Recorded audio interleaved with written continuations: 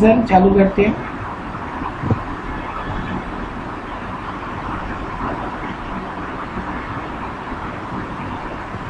यहाँ से पहले मैच द कॉलम दी है, सभी करते हुए चलते हैं क्योंकि एमसीक्यू में तो कुछ भी घुमा के पूछ सकता है। जी सर। तो जैसे यहाँ पे पहले बोला relay, power of the controlling authority.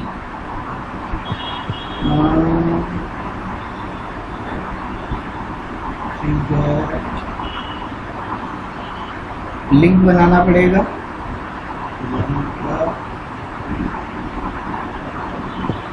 Welfare measures taken by the factory.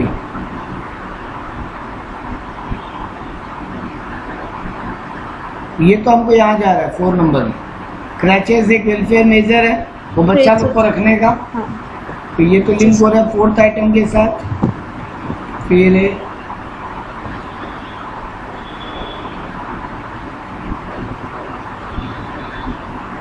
ये हो गया INC 11 सर्टिफिकेट, ये भी 6 नंबर चला गया।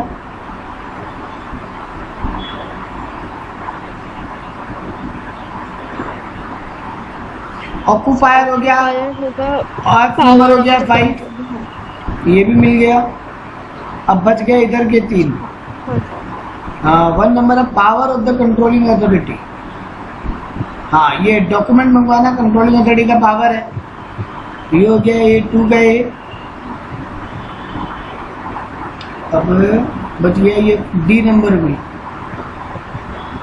डी नंबर का ही is 1 not the principal employer. हाँ, तो कॉन्ट्रैक्टर ही हो गया ना, कॉन्ट्रैक्टर या उसका लीगल प्रिंसिपल एम्प्लॉयर नहीं है। तो ये हो गया 3 का डी। अब बच गया खाली ए नंबर और उसका भी बी नंबर बचा है। फैक्ट्री एक्ट एक रिले है, ये पता नहीं लिंक कैसे बैठा, एक बार को नोट्स में देखते हैं। ये रिले है, ये बात कहाँ बोलेंगे? रिले है मतलब क्या होता है? फैक्ट्री एक्ट रिले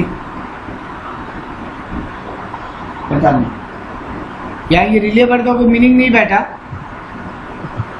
लेकिन इसका कनेक्शन बचा और कोई सा नहीं। ये तो वर्कर्स के साथ होता है। हाँ, तो वर्क के साथ। ठीक है, जो भी है इसका यही आंसर बचा कि बाकी ऑप्शन हो गया। अच्छा, आंसर दिया भी है 1 का बी, 1 का हाँ बी मिल गया। Factory act relay. 2 का ए, 2 का ये मिल गया अपने को पावर वाला बात। 3 का डी, 3 का अपने को मिला हाँ डी ये रहा। 4 का सी, 4 का सी ये रहा वेलफेयर मेजर्स। 5 का एफ, हाँ 5 का एफ हो गया अल्टीमेट कंट्रोल ऑक्यूपायर का होता है। और 6 का E of certificate of incorporation का फॉर्म होता है। नेक्स्ट बोला the certificate of fitness granted by certifying surgeon shall be valid for a period of 24 month from the date thereof. नहीं, 12 महीना वैलिड होता है ना। हाँ, 1 साल की। हाँ, तो ये फॉल्स है। वापस no adult worker shall be required to allow working in a factory for more than dash hours in a week. 48 hours. हाँ, ठीक ही है। फॉर एडल्ट के लिए 48 है और बाकी नॉर्मल के लिए आधा हो जाएगा। 4.5 आवर्स पर डे। हाँ, और इसके लिए क्या अच्छा, अगर अब एडल्ट के लिए बोले for more than dash hours in a day तो 9 आवर, और नॉन एडल्ट के लिए हो गया 4.5 आवर। नेक्स्ट बोला the period of work of adult work in a factory shall be fix that no period shall exceed. हाँ, लगातार 5 घंटा से ऊपर काम नहीं करा सकते आप, ब्रेक देना ही पड़ेगा। As per Factories Act 1948, specified factories which employ dash or more worker are required to provide canteen। 250 worker है कैंटीन का। हाँ। In every factory wherein dash or more worker are employed, the occupier से welfare officer, 500 से ऊपर welfare officer है। Every adult worker who has worked at least dash days in a calendar year in a factory, adult के लिए 240 days और उसको साल में 20 छुट्टी अलाउ होगा। ठीक है ना। हर 20 दिन काम करेगा तो एक छुट्टी अलाउ। हाँ, हर 20 दिन काम करने में 1 दिन का छुट्टी allow. No adult worker can be allowed to work more than dash hours in a day. 9 hour दोबारा रिपीट हुआ ये तो। No child shall be permitted to work between, वही सुबह 7 बजे से रात को 7 बजे से सुबह 8 बजे तक। रात को occupier of a factory has dash control over the affairs of ultimate control या फुल कंट्रोल। ठीक है। अब आई MCQ, a factory employ 250 worker, all the worker including workers above 60 years of age and below 15 years of age went to on strike। तो employer क्या कर सकता है, 60 साल के ऊपर के लोग और 15 साल के नीचे लोग स्ट्राइक पे गए। Can deduct fine from of the worker, can not deduct fine, no fine can be impose from worker who are 60 years and above, can not deduct any fine from any worker. Can fine तो नहीं होगा, पहला option तो गया।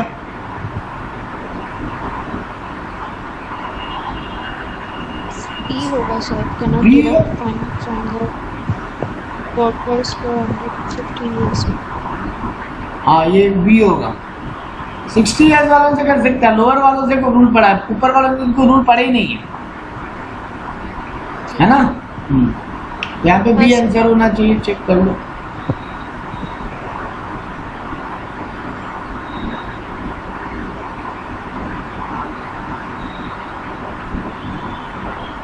One का B है। ठीक है, पहले कर लेते हैं फिर चेक कर लेंगे, ऐसे बार बार नीचे जाएंगे तो दिक्कत ही आएगी। ठीक है चलो, क्वेश्चन नंबर 2 कोई एमसीक्यू नहीं है, बीच में ऐसे ही एक 1 मार्क्स का क्वेश्चन दे दिया। तो 2013 में तब डायरेक्ट क्वेश्चन आता था, as per the factories and canteen is mandatory in all the factories, offer your view about the rule. नहीं सर, 500 के ऊपर वर्कर, 250 के ऊपर वर्कर होगा तब कैंटीन जरूरी है ना। ये एमसीक्यू नहीं है लेकिन आंसर इसका ठीक है, 250 के ऊपर वर्कर हो तो कैंटीन जरूरी है।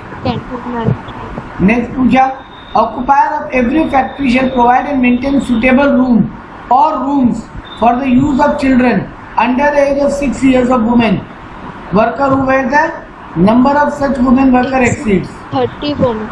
हाँ 30 women। Every inspector appointed under the Factories Act of Payment Wages are deemed to be a controlling officer।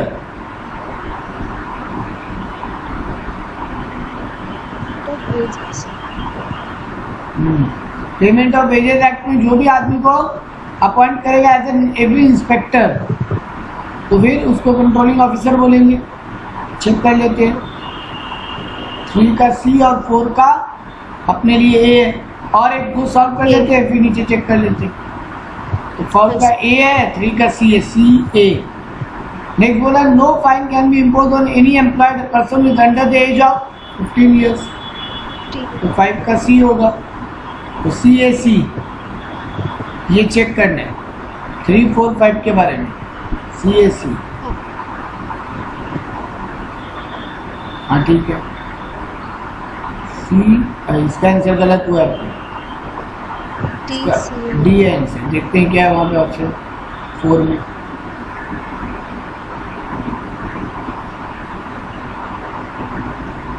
अच्छा, उसको लेबर वेलफेयर ऑफिसर बोलेंगे। ठीक है, इंस्पेक्टर जिसको अपॉइंट करेगा उसको बोलेंगे labour welfare officer, controlling officer नहीं बोलेंगे उसको। ठीक है, नेक्स्ट बोला है, give correct answer on base of the factories act 1948। Young person is a person who has not completed 14 years of age। False. False है, क्योंकि यंग किसको बोलेंगे ना, चाइल्ड है ना एडोलसेंट है। हाँ 15 से जो, हाँ सॉरी 18 से जो, हाँ 15 से ऊपर लेकिन 18 से कम। 18 हाँ 15 से ऊपर 18 से कम। Adolescent is a person is completed 14 years of age। True है। हाँ नहीं, हाँ 14 कंप्लीट कर लिया लेकिन 18 कंप्लीट नहीं किया। नो चाइल्ड, हाँ 15 से कम, 14 to 15। बट यहाँ बोला adolescent mean person completed 15 years but not completed 18 years। यह आंसर तो यही बोला है। बुक में तो एक बार को इसका ही रूल देख लेते हैं क्या लिखा है।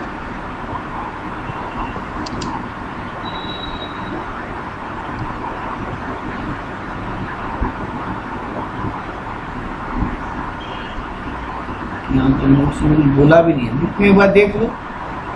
ये रहा, यहाँ पे दिया है नहीं तो ऑब्जेक्ट बुक में दिया हुआ है एडोलेसेंट वॉकर है जो 14 से ज़्यादा है और 15 से कम है, और यंग है 15 से ज़्यादा और 18 से कम। तो अपने यहाँ पे ये लोग रॉन्ग है, ठीक है ना, अपने राइट है। जी सर। एडोलेसेंट किसको बोला बुक में, जो 14 से ऊपर है लेकिन 15 ये से अपने कम। राइट है, ठीक है। No child worker shall be required और allowed to work in any day for more than 9 hours. नहीं, गलत है, for more than 4.5 hours. Over time wages payable to worker provide they work more than 8 hours in any day और more than 48 hours in any week. हाँ सही है। नहीं, मोर than 9 hours ना, 8 hours सिर्फ तो नॉर्मल ड्यूटी है, 1 आवर का ब्रेक है। 1 आवर का ब्रेक। हाँ, तो 9 आवर के ऊपर जो रहेगा उसको ओवर टाइम बोलेंगे, ठीक बात है ना। तो ये वाला बात फॉल्स हो रहा है। नेक्स्ट बोला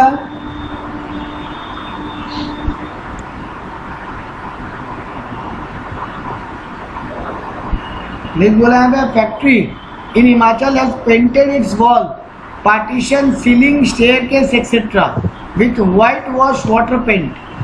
They need to be repainted in every period of dash and wash for at least once in every period of dash.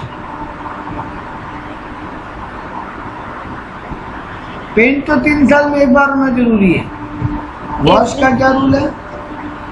At least 6 months. 6 months. C answer. Worker will be entitled to overtime wages if they work for more than 48 hours in any 4 week, 48 hours in any week. एक week में 48 hours ऊपर काम किया तो overtime मान लिया जाएगा। Under Factories Act 1948, where the worker of the same kind is carried out by 2 or more set of workers during different period of the day, each of such period is called shift. अलग अलग shift में काम करेंगे उसको shift ही बोलते हैं ना। Question number 10 पे आओ। फर्स्ट एड बॉक्स और cupboard equipped with prescribed content and not less than 1 in number must be provided and maintained for every factory as to assist during the worker hour of 150 worker. Her 150 worker के लिए एक first aid box जरूरी है। एक first aid box.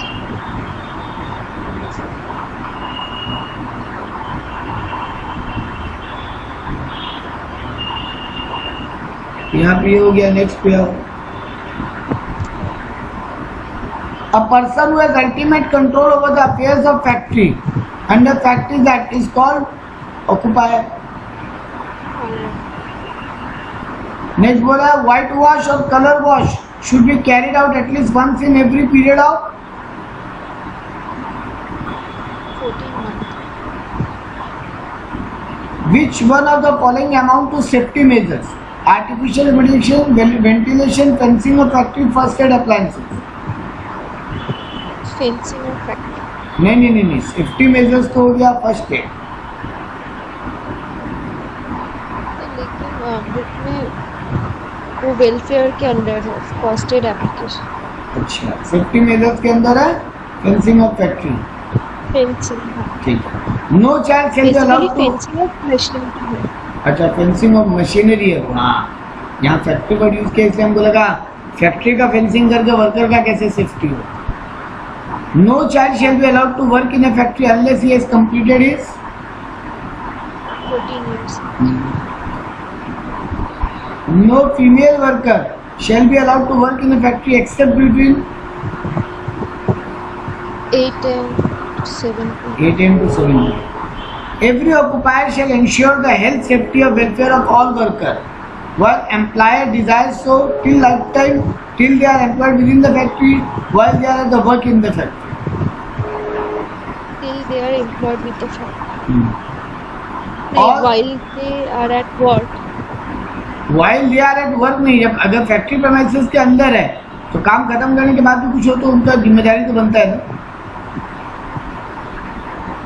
हाँ, लेकिन safety अगर वो प्रेमाइसेस के बाहर अगर अपने रीजन प्रेमाइसेस के बाहर नहीं बोला ना यहाँ पे, employed with in the factory में।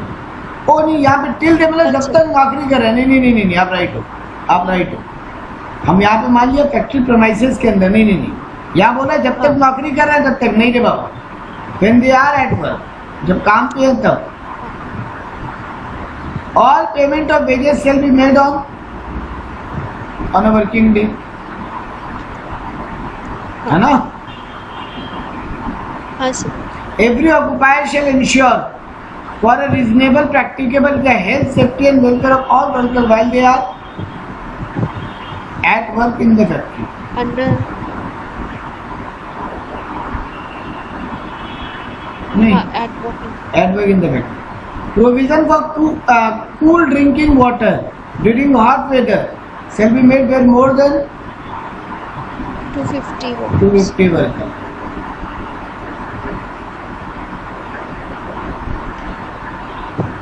Next बोला Chapter 3 of Factories Act deal with measures to be taken considering the health aspect, safety and welfare, payment aspect of the work. Health.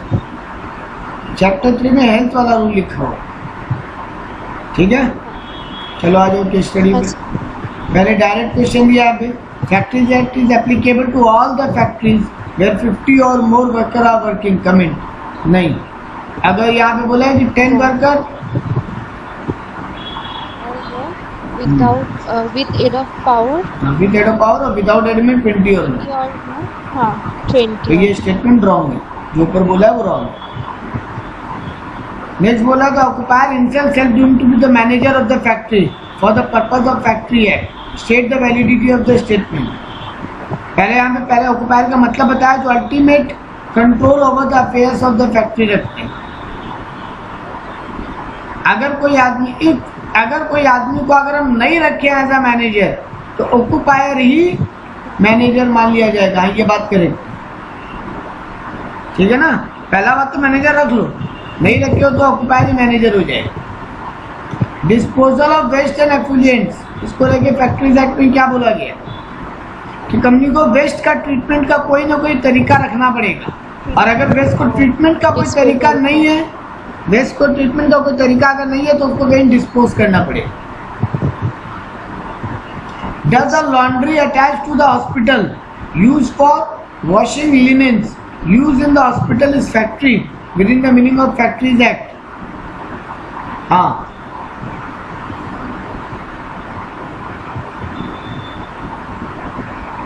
बोलो हाँ या ना। हॉस्पिटल को फैक्ट्री मान सकती क्योंकि उसके मतलब रेस्टोरेंट। हॉस्पिटल को तो फैक्ट्री मान लिए। अब हॉस्पिटल के अंदर एक लॉन्ड्री है जहाँ हॉस्पिटल का कपड़ा धुलाई होता है, उसको भी मानेंगे। यहाँ लिखा है ना, decided case that it was held that laundry run by hospital can not be separated from the main institution in order to ensure high degree of hygienic standard. Hospital is having its own laundry for washing the linen used in the hospital. Therefore, laundry is only subsidiary, minor or incidental establishment of the hospital, which is not a factory. One dependent on the hospital established for the efficient functioning of hospital cannot be therefore disjoined from the main institution. The primary character of the main institution alone has to be taken into consideration, and when the main institution is not a factory, the department cannot become a factory. Hospital तो factory नहीं है बेटा, hospital तो factory नहीं है। हाँ, यहाँ पे आपका बात करें तो अगर हॉस्पिटल को फैक्ट्री मानते तो फिर उससे कनेक्टेड भी फैक्ट्री माना जाता, लेकिन यहाँ हॉस्पिटल ही फैक्ट्री नहीं है तो उससे कनेक्टेड को भी फैक्ट्री नहीं माना जाएगा, ठीक है। यहाँ पे यही बात मेन लिखा कि just we can not, hospital कोई फैक्ट्री नहीं माना, not a factory. Main institution ही फैक्ट्री नहीं आ गए तो फिर पार्ट कैसे factory? Young person and adult person are same. बोलो आया ना?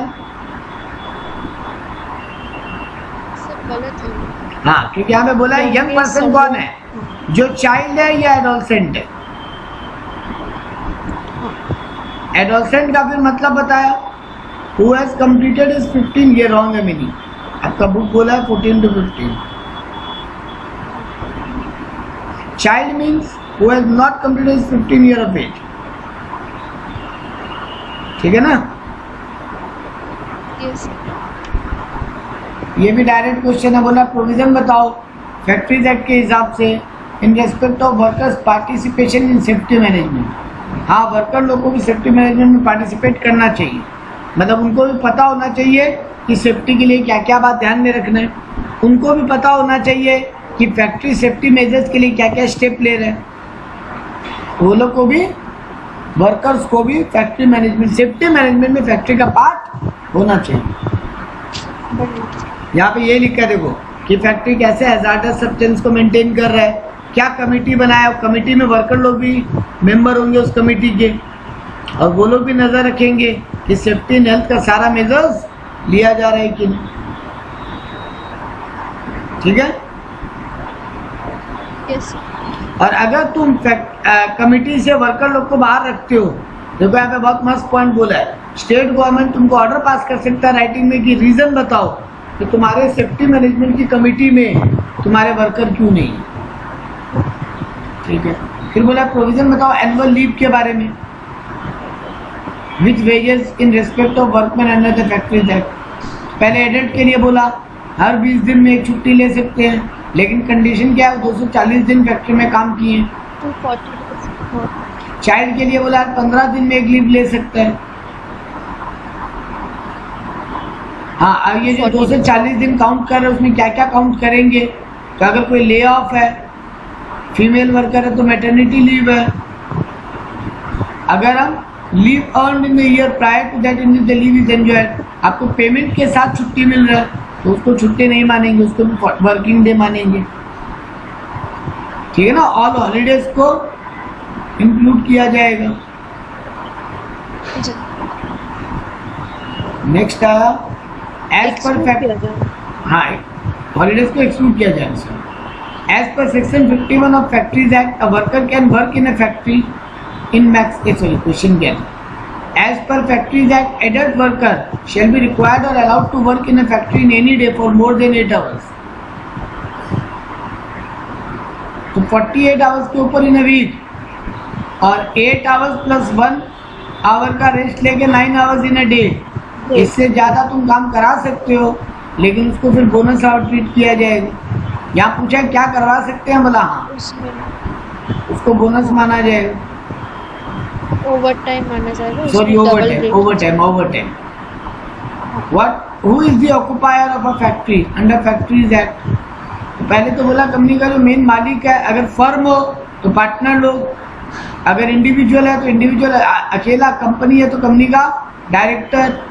हाँ, अगर आप उस फैक्ट्री का कोई मैनेजर अलग से अपॉइंट किया तो फिर वो मैनेजर ऑक्युपायर होगा, और अगर आप गवर्नमेंट हो तो वहाँ का प्रिंसिपल ऑफिसर। मेरा पूरा लिस्ट बनाया हुआ है। यस ठीक है, तो यहाँ से और कुछ नहीं है। Explain the right of a worker to warn about immediate danger. Obvious बात है, कंपनी को डेंजर के बारे में वर्कर को पूरा डिटेल देना पड़ेगा, कंपनी को खुद प्रिकॉशन रखना पड़ेगा, रेमिडियल्स रखना पड़ेगा, अगर कुछ हुआ तो उसके लिए तैयारी। ठीक है ना? और अगर बिना बताए किया तो कंपनी उसको कंपनसेशन देगा। हैजार्डस प्रोसेस का मतलब पूछा है, दो बात बोला है, जिससे आपको मटेरियल इम्पेयरमेंट होता हो या जिससे पॉल्यूशन कॉज होता हो, उन दोनों को हैजार्डस प्रोसेस माने। और ये फर्स्ट शेड्यूल में इसका लिस्ट दिया हुआ, ये बात याद रख सकते हो। What are the responsibilities of occupier. तो सेफ्टी का पूरा, हेल्थ एंड सेफ्टी का पूरा पॉलिसी बनाना, सारी बातें डेंजर नेचर का पहले से डिस्क्लोज करना, इमरजेंसी के टाइम पे क्या क्या किया जाएगा उसका पूरा डिटेल रखना, कौन सा वर्कर का क्या हेल्थ का रिकॉर्ड है वो रिकॉर्ड मेंटेन करना, एक्सपीरियंस पर्सन को अपॉइंट करना जो क्वालिफिकेशन रखता हो हैजार्डस मैटर को हैंडल करने का, मेडिकल एग्जामिनेशन करवाना अपने वर्कर लोग का, ये सब आपको करना है। फिर बोला write a short note on cleanliness of a factory, तो बोला फ्लोर वगैरह को साफ करवाना रोज बेसिस पे, डेली बेसिस पे। फ्लोर का क्लीनिंग मतलब वो लिक्विड पानी से, ऑफ द वो once in every week, detergent से, डिसइंफेक्ट से। Removing water of the extent, जितना पानी कहीं ड्रेनेज में जमा हो वो साफ करवाना। सारे doors, windows, framework, wooden, metallic, ये सबको भी पेंट कराना या वर्निश कराना every period of 5 year at least. Wall and roof को भी सफाई करवाना at least once in every period of 14 months. Surface को भी पेंट या वर्निश करवाना, रिपेयर करवाना एवरी 5 ईयर्स में। और अगर वॉशेबल है तो हर 6 महीने में इसको धुलाई करवाना पूरा।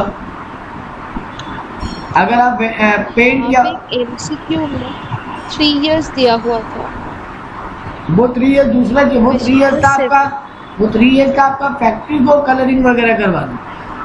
यहाँ बोल रहा है फैक्ट्री का छत वगैरह,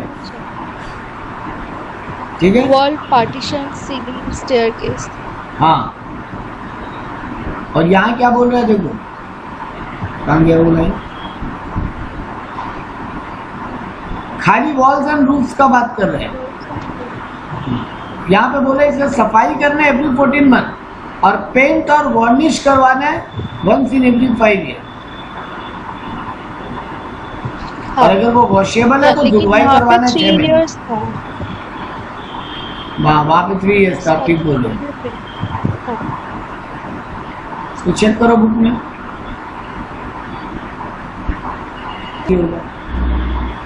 ठीक है। वहाँ 3 ईयर रॉन्ग है। When they are painted or varnished or where they have smooth improvised surface, it should be cleaned once in every 14 months. अगर पेंट और हो गया लेकिन हल्का सफाई से भी अगर वो वापस साफ हो सकता है तो 14 महीने में एक बार सफाई करवाना। Yes.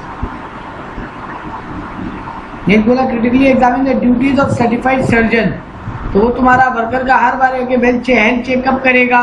कोई नया यंग वर्कर रख रहा है तो यंग है या बिलो 14 ईयर है उसका सर्टिफिकेट देगा। बोले भाई मैं बताया वो यंग आदमी का सर्टिफिकेट देगा, वो टाइम टू टाइम आके एग्जामिन करेगा। कोई बीमार पड़ गया तो उनका ट्रीटमेंट करेगा। कोई हैजार्डस अगर काम हो रहा है तो मैन्युफैक्चरिंग प्रोसेस हैजार्डस है या नहीं इसका भी सर्टिफिकेट वही दे रहा है, ठीक है। Yes. हाँ.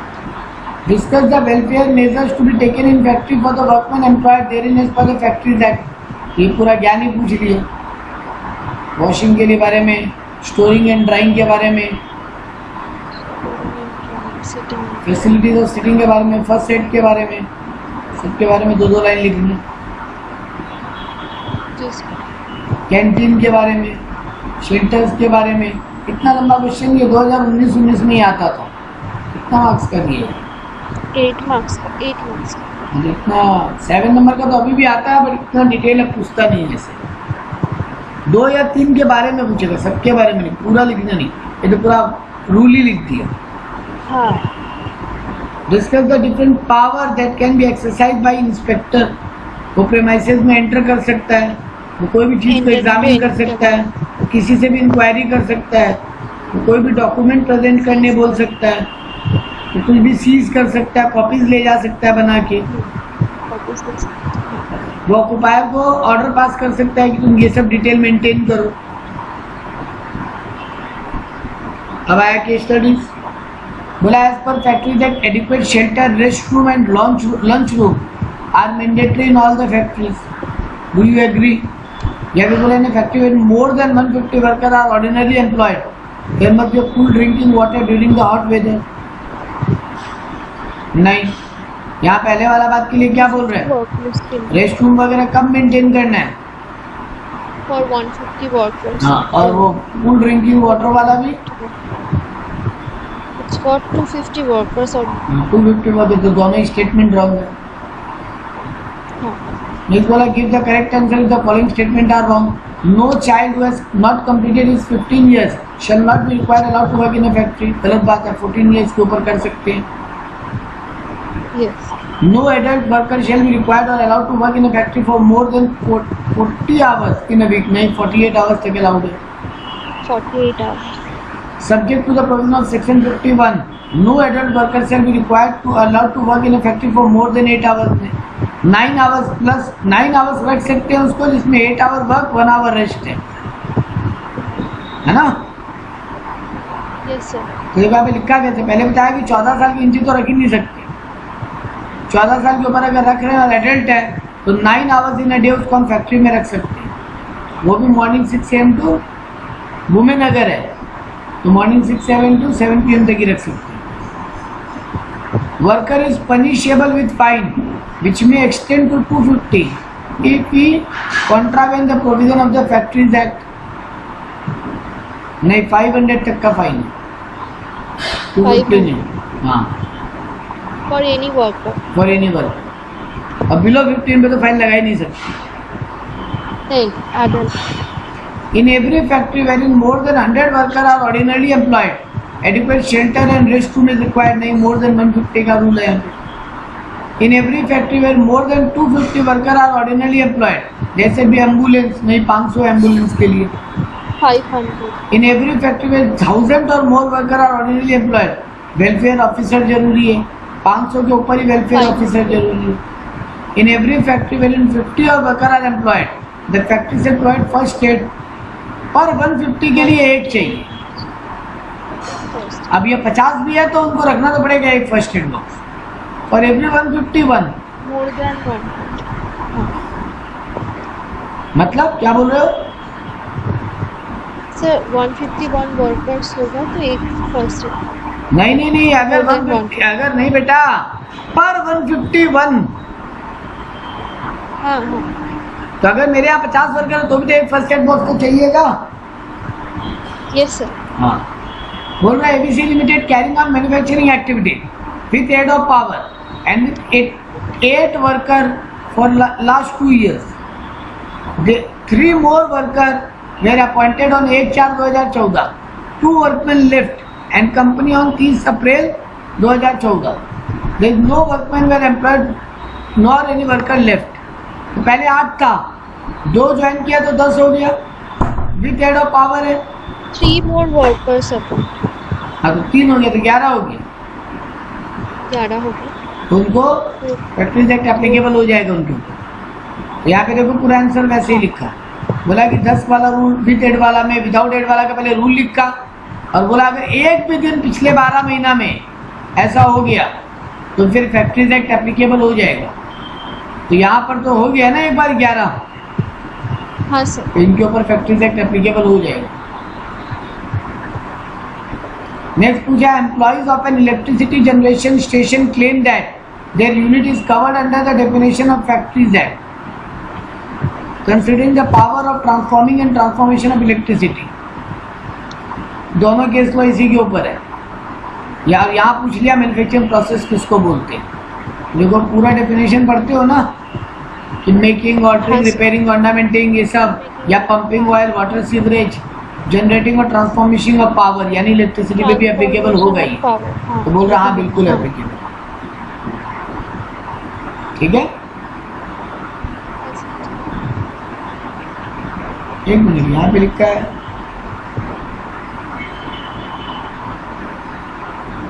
in the given case the definition does not cover process of transferring. अच्छा, यहाँ एक गलती हुआ बेटा. यहाँ क्या बोल रहा है? Generating, transforming and transmitting power. ठीक है ना. और यहाँ पे काम क्या हो रहा है? यहाँ पे ट्रांसफॉर्मिंग. हाँ, खाली ट्रांसफॉर्मेशन एंड ट्रांसमिशन. मतलब जनरेट नहीं हो रहा है, पावर वहाँ बन नहीं रहा है, सिर्फ ट्रांसफॉर्मेशन हो रहा है. अच्छा. तो वहाँ फैक्ट्रीज एक्ट एप्लीकेबल नहीं है. यहाँ देखो बोला in given case the definition does not cover process of transferring and transmitting. वहाँ पे जनरेटिंग भी होना चाहिए क्योंकि देखो कॉमा है, मतलब तीनों होना पड़ेगा. जनरेटिंग या ट्रांसफॉर्मिंग, जनरेटिंग या ट्रांसमिटिंग. जनरेटिंग कंपलसरी है, वहाँ पावर बनना चाहिए, बनना. ठीक है.